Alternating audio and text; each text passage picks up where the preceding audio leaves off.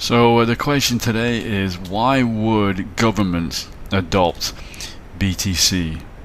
So you may have heard in the news recently, and depends when you listen to this recording, it may kind of have happened already, but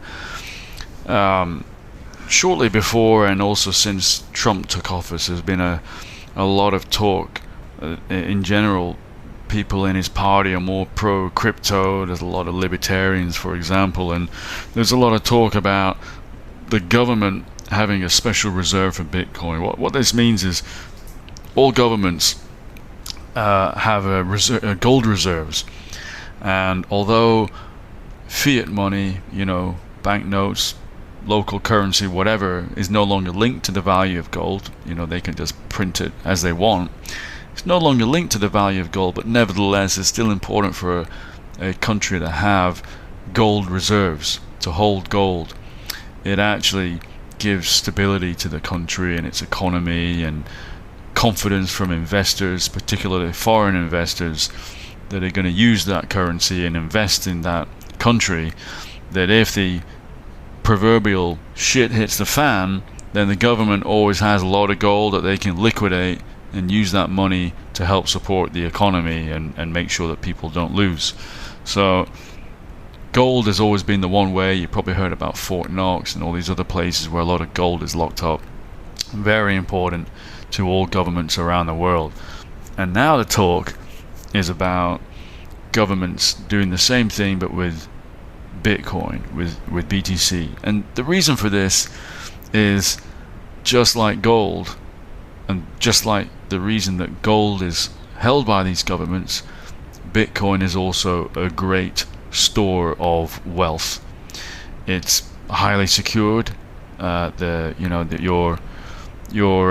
entropy of all your Bitcoin accounts is said to be similar to the number of atoms in the universe. So there's some highly secure mathematics behind Bitcoin being basically unbreakable, and so it's a tremendous store of wealth.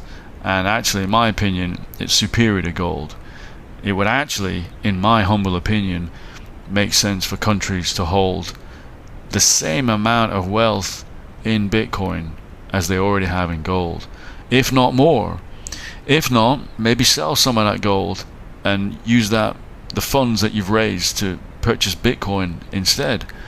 I suppose they'll never want to get rid of all of their gold, but why not sell half of it off and use that to buy Bitcoin, and then also buy some more Bitcoin? Okay, I know what you're saying. I'm kind of going over the top talking about Bitcoin, but in my opinion, having studied and understand the way that it works and comparing it to gold, I believe, especially in this modern age, it's a way better store of wealth than gold is. As they're finding out now, they want to do an audit on Fort Knox because they think some of that gold has gone missing, right? You can't do that with Bitcoin. There's an immutable public ledger. If there's a movement, if someone steals Bitcoin, the whole world is going to see it. So that's the problem with gold. It's gold is heavy to move, and you need eyes on it to make sure that it's not being stolen.